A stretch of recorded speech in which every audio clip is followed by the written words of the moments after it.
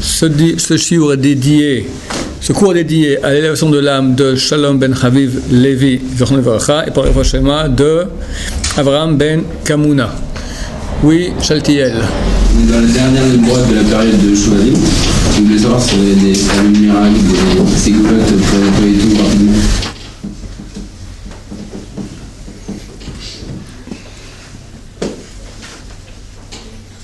Ça vous intéresse? Hein? On a commencé un peu.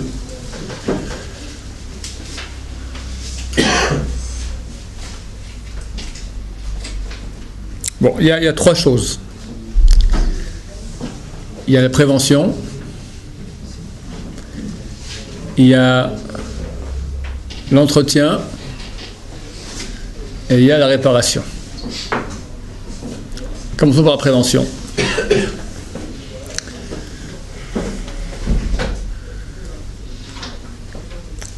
Le yetzer des femmes est un yetzer super puissant,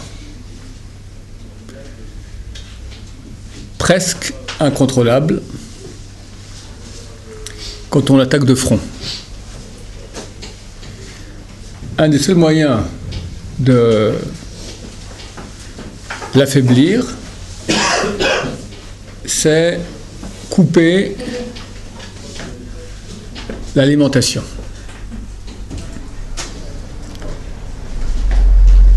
Lorsque la guerre de Kippour, les armées égyptiennes ont conquis, traversé le canal de Suez, ont pris position sur pas mal de dizaines de kilomètres à l'intérieur de la péninsule du Sinaï. Ariel Sharon a fait une pirouette stratégique géniale. Il a fait une percée en Égypte et il a coupé tout contact entre l'Égypte et l'armée qui était au Sinaï. En 1, 2, 3 jours, il n'y a plus d'eau, il n'y a plus d'essence. C'était des dizaines de milliers de soldats, tous rendus. Etc. Il est puissant. Mais il est vrai que si on ne n'alimente pas, il se calme. Je ne sais pas si ça va attendre 2-3 jours, je pense que c'est un peu plus, mais ça marche. C'est clair que ça marche. Il y aura deux parties. Il y aura vraiment couper l'alimentation, et après faire diversion. Dans les guerres aussi, on fait des effets de diversion. C'est marqué Betarbolot Aselech HaMilchama, avec des combines. Fait la guerre. On parle d'une guerre. Et il faut faire des combines. Donc on va apprendre du terrain stratégique aussi, les combines stratégiques contre les Yetzer Hara. L'alimentation. L'alimentation provient principalement des yeux. Aussi de la parole. Quand on parle des filles, on y pense. On y pense, on réveille l'ours. L'ours, je suis gentil. Goldorak, King Kong, je connais pas moi la dernière trouvaille des monstres, mais... Et les yeux, c'est une ta'ava, un plaisir énorme. La Gemara dit, c'est un verset du roi Salomon, plus grand est le plaisir qu'il y a à regarder, plus que l'action elle-même. Et je vais dire pourquoi. Parce que l'action elle-même, c'est la réalité. Mais l'imagination de l'action, la suggestion de l'action, elle fait beaucoup plus d'effet que l'action elle-même. Tout le monde a vécu un kippour dans sa vie, où il a jeûné. Très souvent, vers 2-3 heures d'après-midi, tu as l'image d'un gâteau à la crème. Ou je ne sais pas quel autre plat qui t'attend pour le menu de ce soir. D'accord, tu te fais des films. Et quand tu arrives après Kippour pour manger le menu dont tu as rêvé, déception. C'est pas aussi bon que dans le rêve.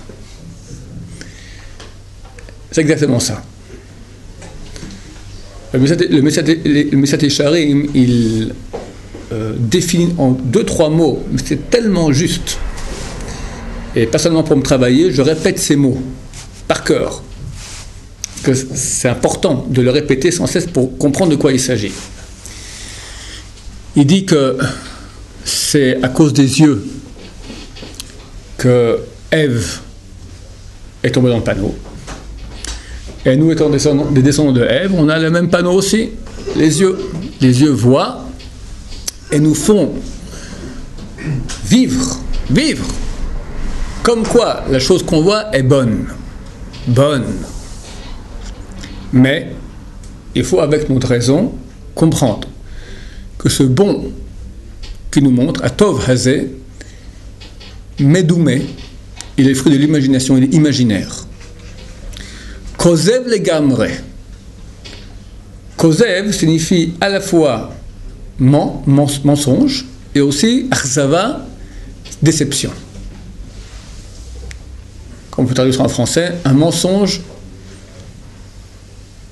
déception, décevant. Un mensonge décevant, très beau.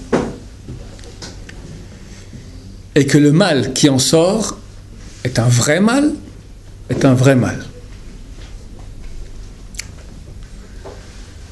C'est la réalité. Et quand ces images de femmes, ou dans la pensée, ou dans la réalité, sont là, il faut penser à ça tout de suite. Parce que c'est bon, mais c'est un faux bon. C'est clair. Plus on regarde, plus on a envie de regarder. Tu ne veux pas draguer toutes les filles que tu vois dans la rue. Ça ne marchera pas, surtout pas à Ramoth. Alors tu regardes, ça te donne envie. C'est idiot. Regarde pas, tu n'auras pas envie.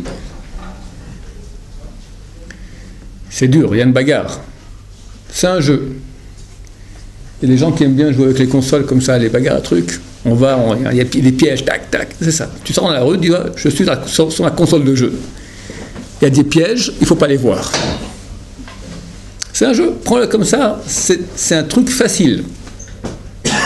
Beaucoup plus facile de dire, il ne faut pas regarder. Il ne faut pas regarder, alors on va regarder. Des fois, tu sais qu'il ne faut pas regarder. Par erreur, il y a eu un... Tac, tu n'as pas regardé. Et tout d'un coup, tu veux regarder pour bien regarder si tu vraiment fait le pas regarder. Ah ouais, il faut vraiment pas regarder.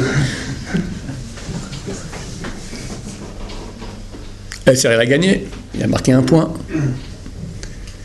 La bataille contre le El Serre, elle est dure. Si on prend ça comme un jeu, c'est plus facile, je pense. On peut jouer quelqu'un qu'on n'est pas. Hein? On peut jouer un personnage qu'on n'a pas forcément son niveau. On doit jouer tout personnage. On peut... Là, on doit jouer le personnage, c'est un lave d'oraita. Regarder une femme, c'est interdit de la Torah. Interdit de la Torah, plus que ça. Le Rambam écrit qu'il y a une chazaka. Il y a une, qu'on appelle une chazaka, présomption. Plus que cela. Il y a presque une certitude. Comme quoi, on ne fait pas de tchouva de cela.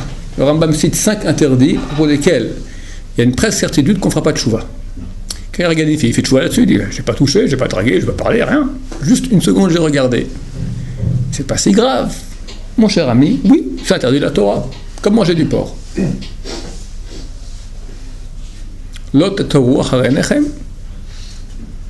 Lo tatoru acharei levavchem, acharei enechem, asher atem zonim achareihem. Vous n'irez pas après votre cœur, après vos yeux, auxquels vous prostituez. C'est quoi prostituer? C'est-à-dire que tu n'as même pas envie de regarder, mais ça t'attire. C'est un lave d'oraita.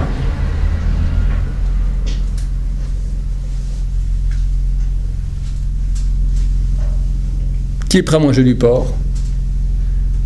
Qui est prêt à manger de la viande taref? Comment on fait quand on est marié? Alors on sort plus du tout, on sort plus de chez nous alors.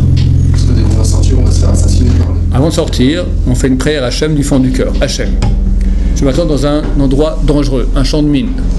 Sauve-moi de tout regard de femme, qu'elle soit tsanoua, pas tsanoua, vieille, jeune, mariée, que je regarde exprès, pas exprès, sans faire attention, protège-moi. et on sort, on fait attention. De nos jours, vraiment, ça existe des femmes encore qui ont un mari qui ferme les yeux. Enfin, dès qu'il y a une femme, il ferme les yeux pour pas. Je comprends pas, c'est tout le contraire. Tu crois qu'une femme heureuse... Combien de femmes sont malheureuses, elles ne veulent pas se l'avouer, de leur mari qui regarde sans cesse. Il y en a qui m'écrivent, il y en a qui ne m'écrivent pas. Mais c'est certain que pour une femme, c'est malheureux que le mari, d'un sens, regarde d'autres femmes qu'elle. La pauvre, elle essaie elle aussi de tenir la route. Mais elle a bientôt 45 ans, tu comprends, ça devient un peu dur. Puis la concurrence, c'est toujours 20 ans. Est-ce que vous pensez pas facile. Moins on en parlera et moins on risquera de penser à regarder.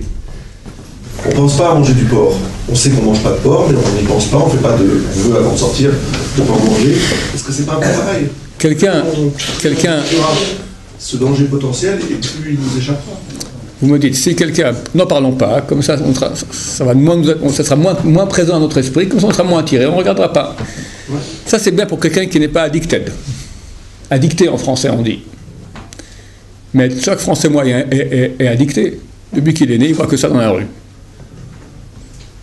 Et s'il n'est pas homosexuel, ça lui fait de l'effet. C'est un être humain normal. Donc il faut d'abord faire une désintox. Ça marche si on n'est pas addict, vous avez dit. Hein? Si on n'est pas addict, le fait de ne pas en parler, ça marche. Au bout d'un moment, ça sera la diversion. Ça sera autre chose. Ça fait partie dans la prévention, il y avait l'alimentation et la diversion. Mais d'abord, on parle de la prévention. La prévention passe d'abord par le travail des yeux. C'est un grand travail, je crois que c'est le plus grand travail qu'il y a à faire aujourd'hui. Parce qu'on voit que les CRA se déchaînent là-dedans, dans les yeux. Les yeux. L'iPhone, les machins, c'est terrible. Internet, les pubs, rien, partout. Alors les femmes sont heureuses d'avoir un mari qui regarde que sa femme. Je pense que chaque femme normale, bon, il y a peut-être des femmes anormales, je ne sais pas, mais une femme normale est heureuse que son mari, Razonichi dit, que toute l'espérance d'une femme, c'est qu'elle ait du chen, qu'elle ait du charme aux yeux de son mari. Une femme, elle est heureuse. Si son mari, il l'adule, il la chérit, il la regarde, il l'aime, elle est heureuse. Donc quand on sort dans un champ de mine. Évidemment, on ne va pas aller maintenant dans le camp de l'ennemi. Si tu veux maintenant camper chez l'ennemi, bah, tu vas te faire avoir. Il y en a qui vont au bistrot, boire un pot, pas dans la pizzeria de Ramoth. Mamila, Ben Yehuda, la Easter, Tel Aviv. Après, ils viennent, ils disent, j'arrive, j'ai pas l'envie d'étudier, j'arrive pas.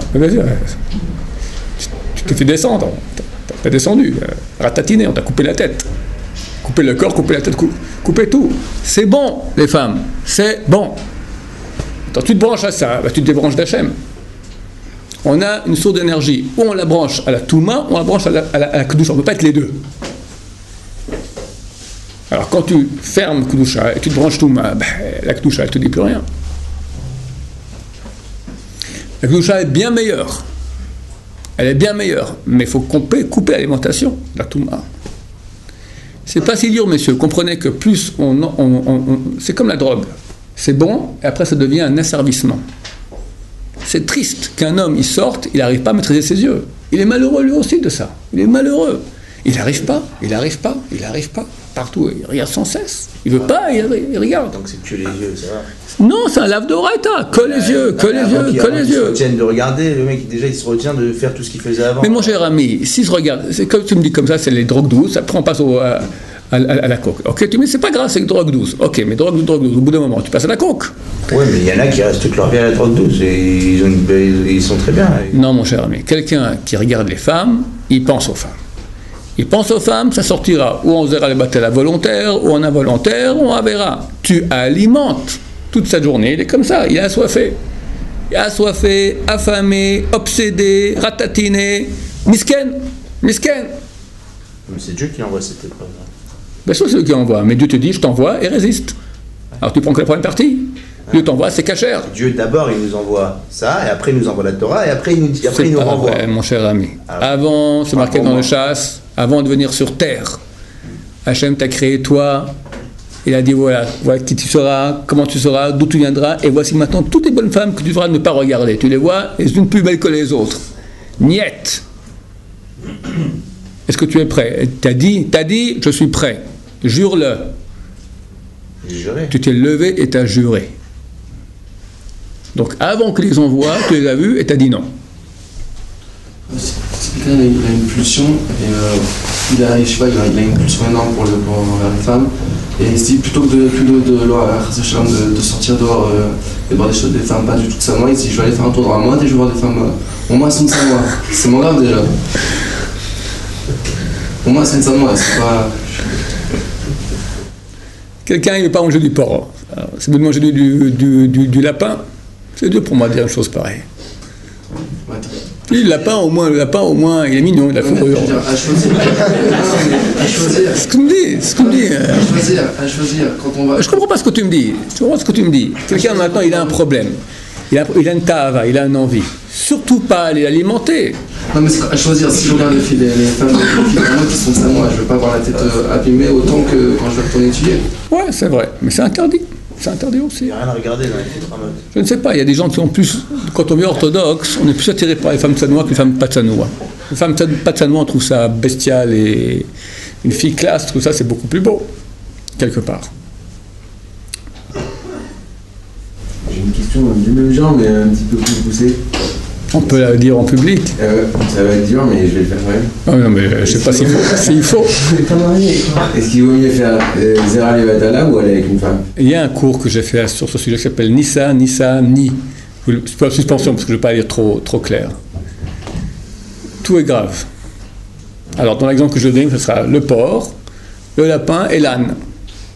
Qu'est-ce qu'on mange? T'as 3 steaks. On ne mange pas.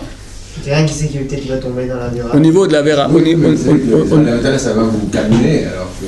Voilà. Au contraire, ça calme pas, Zera Levatala. Plus, écoutez, comprenez bien, l'Etzerara, plus t'en as, plus t'en veux. C'est de l'eau salée. Quelqu'un, il a soif. Il boit de l'eau salée désaltérée? Oui, 2 minutes. Mais après, il a 3 fois plus soif.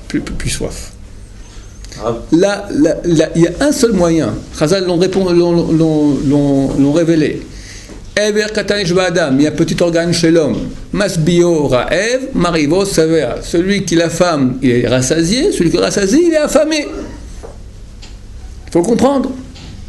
Donc, on la femme, et au bout d'un moment, on est rassasié. On n'a pas envie de ça. Comme a dit Laurent, on est bien. Au bout d'un moment, terminé. Hein? T'as tenté le coup? De faire couper l'alimentation comme il faut bien. On coupe l'alimentation comme il faut bien. À mon avis, 1-2 mois. On rentre en Torah, bien cette diversion, on rentre en Torah. Torah jour et nuit, magique. Je ne dis pas qu'il n'y aura plus rien.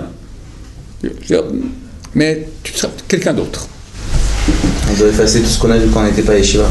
Tu mets rewards et play comment on appelle, record. Ouais, mais c'est en 2 mois, vous voulez, allez, pas 20 ans, mais au moins 5-6 ans d'images. Les images sont toujours là, elles peuvent toujours revenir, mais on peut ne pas y penser. C'est pas des Quand images, on des arrête, sensations, des images. quand on arrête l'alimentation et on fait diversion, ça marche. Maintenant, le temps que je dis ce que je pense, ça peut différer d'après les gens, dans quelle intensité il fait diversion. Et je dirais, on n'a pas le choix. Admettons que ça prend 3 ans, ok? Allez, le pire des pires. Alors, qu'est-ce que tu me proposes d'autre? Toi, il faut une désintox 3 ans. Moi, 3 ans, tu n'es pas désintoxiqué. Alors, qu'est-ce que tu vas faire? Tu restes maintenant aussi comme ça, je préfère rester à sniffer? Non, mais moi, je sais que. C'est 3 ans de souffrance. Oui, mais après t'es fini, t'as type normal. Tandis que tu restes un toxicomane 3 ans, bah t'es mort. Après la désintox, ça sera 40 ans. Comme disait Chatiel, et quand on voit que on essaye, et tu le sens encore, et ça te fait, tu souffres de plus en plus au fil des jours. Je veux dire quelque chose de supplémentaire. D'abord, même si on ne gagne pas la bac, on n'arrive pas. Et on essaye, on retombe, on essaye, on retombe. Tu te bats. Hachem, il voit ça. Le sachar que tu as dans Olam Haba, pour ça, et Olam Hazé, c'est la bracha. Hachem voit que tu te bats, il comprend dans quelles conditions, il sait d'où tu viens, ce que tu as vécu. Hachem, il est heureux de ça. Hachem ne veut pas qu'on gagne, il veut qu'on se batte. Et il voit le Rav, ça me rappelle maintenant une belle histoire, le Rav raté. Dans son livre, il parle d'une petite histoire. Il dit il y avait un match, un ring, un match de... pas un truc de boxe, du catch, d'accord. T'as le ring, et t'as 100 millions de téléspectateurs. Tout pas mal chez le mal. Tous les anges qui sont dans le ciel. Et le roi lui-même, Hachem, qui regarde aussi le match. Il y a un géant énorme qui arrive. Comment on l'appelle? Hein? Goliath, King Kong, il y avait un truc terrible. Et t'as le petit David, minus, un tout petit gars, rien du tout, comme un petit rat, d'accord, comme une petite souris par rapport au géant, terrible. Les gens qui approchent comme ça, il va attraper. Tout le monde sait, voilà, c'est la fin, c'est la fin, c'est la fin. Tout coup de rat. Il court, il mord Goliath au fesses, il repart comme ça. Et il fait comme ça. Qu'est-ce qui se passe dans le ciel? 100 millions d'anges éclatent de rire et applaudissent. C'est nous. On se bat contre l'ange du mal. Il n'a jamais été aussi dur de l'histoire. Jamais. Le iPhone, la petite boîte comme ça où tu as tout le Yetzera du monde, un bouton t'appuies, tu es dans l'enfer. Qui des hommes de 12 ans? Comment tu veux qu'il résiste? La Gemara dit, prends un garçon, habille-le bien, parfume-le, donne-lui une bourse d'écus, mets-le en face d'une maison de passe. La Gemara dit, Maasa ben Beloerta, que fera le gosse pour pas pécher? C'est naturel, normal. Mais aujourd'hui, maison de passe, elle est là. En virtuel, d'accord? Personne ne te voit, même pas dans les... Tac! On voit. J'ai rien fait. C'est pire, c'est pire que faire. C'est beaucoup plus grand, c'est beaucoup mieux, c'est beaucoup tout ce que l'imagination, c'est tout ce que tu veux. Le gosse, il bouffe ça depuis qu'il est petit. Après, il dit à Hachem, non. Et il se bat. Et c'est dur de s'en sortir. Combien Hachem il aime ça? Combien Hachem il aime ça? Et il retombe, et il se relève. Le gosse qui se met à marcher, il fait 2 pas et tombe. Qu'est-ce qui se passe? Mais toute la famille se met à hurler de joie. Il a fait 2 pas. On appelle grand-papa, grand-maman, il a fait et puis il est retombé, il se relève, il retombe. Voilà, c'est ça. Avant, on était mort. Là, on se relève. Tu veux vraiment réussir du premier coup, tu vas comme ça. On n'est pas, ça c'est Zorro, d'accord? On est dans la réalité. Elle est dure. On se bat et c'est possible. C'est possible. Pourquoi il nous fait augmenter le Yetzirah alors qu'il nous fait descendre notre niveau? C'est notre niveau de capacité, de potentiel de Kedusha. Avant je serais né dans la même famille, j'aurais eu le même âge tout de suite. La Gemara, je vais la manger parce que les rabbinim autour de moi, ils vont m'expliquer avec des codes et des trucs. Et ici maintenant, je suis... J'ai raconté ça plusieurs fois. Je vais te le répéter. On est que dans la prévention, il faudra faire un autre cours après sur la diversion, après il faut rappeler les autres, l'entretien et la réparation.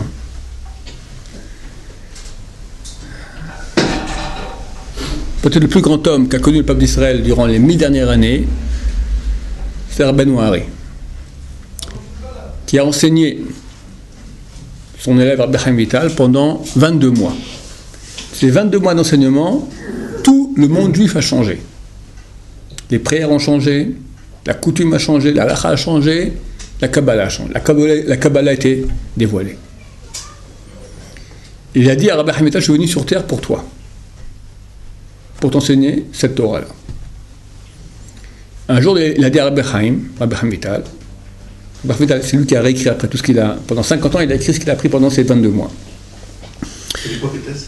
C'était il y a 500 ans, à Tzfat. Un jour, il a dit à Rabbi Chaim Vital, tu sais, Rabbi Chaim, dans le ciel, tu es grand comme Rabbi Akiva. Rabbi Chaim a dit, cours d'arabe, je sais bien qui je suis. Chacun connaît ses défauts. Rabbi Akiva, c'était un géant, moi je suis un minus. Oui, tu as raison.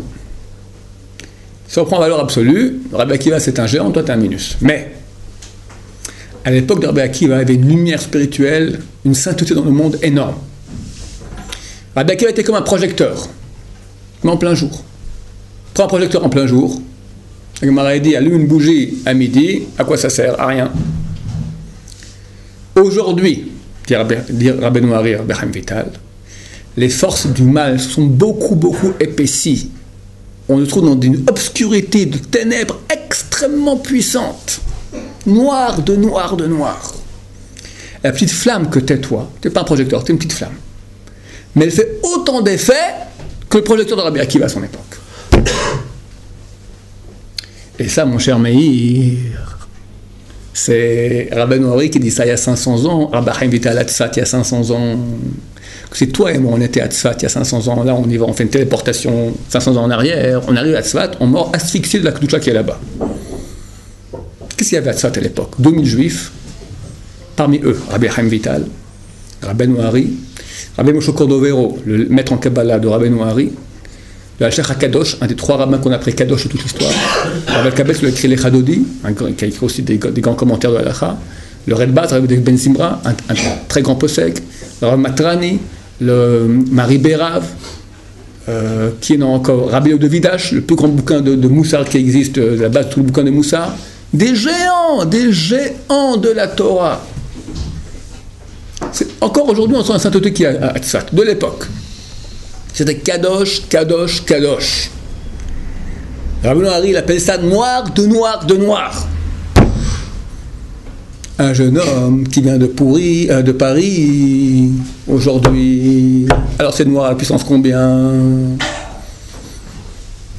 Qui a l'iPhone dans la poche, qui a les pubs dehors, qui a les bonnes femmes à l'extérieur. Et pas qu'ils sont regardés, qui l'harcèle et qui l'attaque et qui vient et machin, il envoie SMS et trucs et tu me plais, là, qu'est-ce que j'en sais moi, Hachem Ishmor, et il tient. Qu'est-ce que c'est? Mais c'est grâce à eux que Mashiach vient, aucun doute là-dessus. Hachem veut que Mashiach vienne. Qu'est-ce qu'il met? Il met l'obscurité la plus totale. Et les petites lumières qui se battent, ils font autant d'effets que des bombes à neutrons de projecteurs de lumière. Et Hachem voit comment il peine et comment c'est dur, et il tombe, il se relève, et il se bat, et il arrive. C'est grâce à eux que Mashiach vient, c'est évident. Alors tu me dis, j'aurais bien voulu être né dans une famille, mais non, Hachem l'a vu qu'il était un bon, pas un nul. Les nuls sont une famille religieuse, tout ça, la Kedusha, ils mangent la Gemara. Les bons, on les met dans l'obscurité, les commandos, et on est où les commandos? Il y a des soldats qui sont cuistots, d'accord, ils ont un matelas, ils ont un machin, tout ça. Puis les commandos, dès qu'ils arrivent, on les met dans la boue. Dans la boue. Et vas-y, rentre en territoire ennemi, rien, c'est dur, sans cesse, rien. Que dur, mais c'est un commando. C'est le commando, c'est le cuistot. Je veux pas qu'il y ait de guerre. Hein? Je veux pas de guerre, moi. Enfin, pas bien sur terre, mon cher ami. Restez là-bas, à l'état de nul. Hachem veut que tu sois, donc il te donne maintenant des épreuves équivalentes à ton potentiel. Maintenant, t'es musclé, t'auras des bonnes femmes musclées aussi, mon cher ami. T'es un nul, t'auras des bonnes femmes nulles. En plus de ça, en plus de mon rôle ou de pas mon rôle, de voir que tous les autres, enfin les autres, les gens que je fréquente ou que je fréquentais, quoi. Ouais. Et eux, ils sentent même pas l'odeur de la doucha, de je sais pas quoi, ils savent même pas que ça existe à mode. Alors quoi? Alors pourquoi moi, sur 10 ou 15, je vais me taper, et quand il y en a 14 qui vont continuer et qu'avec leur avérote, ils vont pourrir, ils vont, comme moi je tire, eux ils tirent aussi vers le bas, ils sont 15 fois plus. Ouais. La question est bonne, la réponse existe. Chazal on dit, peu de lumière repousse beaucoup d'obscurité. Ouais. Dans une salle comme ça, hein, on a combien de mètres? Aide-moi, au mètre carré, on a combien ici? 7 fois 9, 7 fois 9, combien ça fait? 56, 63. 63 mètres carrés. 63 mètres carrés. Dans chaque mètre carré, je peux mettre 10 sur 10 cm carrés, ça fait, je peux 1000 bougies. 63 000 bougies éteintes, j'éteins la lumière. Il fait tout noir. J'allume une bougie. On voit quelque chose? On voit déjà un peu. J'allume 10 bougies, on voit très bien. J'allume 100 bougies, c'est le plein jour. 100 bougies sur 63 000. Et une, déjà ça suffit.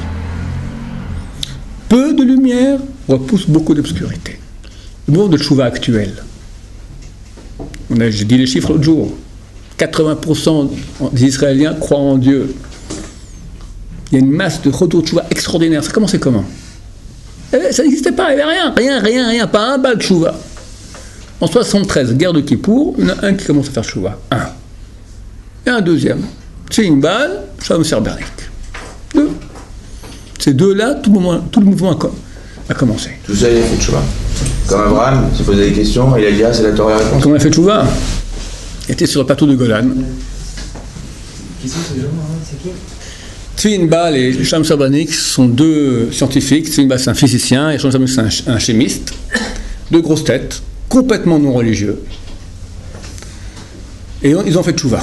Et ils ont mis sur pied, ils se sont dit, il faut qu'on utilise maintenant l'argumentation rationnelle scientifique pour prouver la Torah. Ils ont fait à l'époque, ils ont fait 27 heures de conférences sur contre-évolution, enfin des trucs, aujourd'hui c'est pas le même méthode, mais c'est eux qui ont dit, c'est fini de dire maintenant, Dieu a donné la Torah à Mont Sinaï, de cela tout découle. Non, on veut des preuves, on parlait un langage rationnel. De cela est partie toute la combine des séminaires, etc., Arachim, ces mouvements-là qui ont fait tchouva au peuple d'Israël, c'est clair. Tzinbal, physicien athée, se trouve dans la guerre de Kippour sur le bateau de Golan. C'est la nuit, il veut aller faire ses besoins. Il y a une maison détruite comme ça, dans le coin, il y va. Tout noir, c'est dangereux, c'est un territoire ennemi. Du coup, il entend un bruit métallique. Ping! Il met toujours sa lampe de poche, il voit une boîte de conserve, il voit deux pieds, une barbe. Qu'est-ce que c'est? Je cherche une boîte de conserve qui n'est pas de 7e année. Je comprends rien. De quoi vous parlez? Je cherche une boîte de conserve qui n'est pas de 7e année. C'est quoi 7e année? Il voit un rabbin en plateau de Golan, dans une maison détruite, en train de chercher un truc, une boîte de conserve qui n'est pas de 7e année. On ne comprend pas, il est en train de rêver. C'est un démon, ce truc-là. Alors, il explique. Dans la Torah, il y a 6 années, 7e année, c'est marqué qu'il faut laisser la terre en jachère, ce qui a été cultivé n'est pas permis de consommation. Je ne comprends pas, vous êtes un taré. Il s'est mal discuté. Le rabbin, c'est le Rav Ben Menat. Quand moi je suis allé à Yeshiva, je suis rentré en cours de halakha, c'est le premier rabbin que j'ai vu de ma vie quand je suis rentré en Yeshiva. Un monsieur impeccable, très bien. Il dit, comment discuter comme ça? Après la guerre, ils ont gardé le numéro, ils sont vus de temps en temps, et lentement, Ben Menat a fait faire tchouva, a tué une barre. Shalom Serbernik faisait la queue. À l'époque, il n'y avait qu'une seule boucherie en Israël qui vendait du porc. Donc il y avait une grande queue. C'est la queue pour avoir de la viande de porc. Et il s'appelait son grand-père. Son grand-père était dans la Shoah. Il était religieux. Et il était dans un des camps, je crois, à Auschwitz. Ou à Treblinka, je ne me souviens plus. Et les nazis, tout coup, les ont sortis. On entendait les canons des Russes. Ils étaient à 10 km. C'est vrai que dans quelques heures, les Russes libéraient le camp. Il leur a dit, les nazis leur ont dit, prenez des ciseaux, coupez vos barbes. Est-ce qu'on a le droit de couper une barbe avec des ciseaux? Oui, pas de problème. Le Rav Serbernik, le grand-père, s'est dit, non, c'est chaque shmad. Il y en a là qui dit que si les goïms viennent nous dire de changer même une coutume non obligatoire dans le judaïsme, parce que c'est contre la Torah d'Israël, il faut mieux laisser se faire tuer plutôt que de faire cela. J'ai dit, pour moi, c'est Shachman, je refuse. Ah, ils l'ont tué en déchirant sa barbe avec des bottes. Shalom Serbernik s'est dit, je fais la queue pour manger du porc, mon grand-père est mort comme ça pour pas qu'on rase sa barbe, un truc qui cloche. Il a commencé à réfléchir qui, quoi, comment, il a fait tchouva. Deux personnes qui ont fait tchouva, aujourd'hui on amène Mashiach. Vous ne vous rendez pas compte l'impact que ça a chacune de vos batailles. C'est énorme, d'énorme. D'abord, peu de lumière, comme je dis, repousse beaucoup d'obscurité. Deuxièmement, c'est un plaidoyer, parce que tes petits copains, à toi, mon cher ami, il y en a combien comme ça? 50. À toi.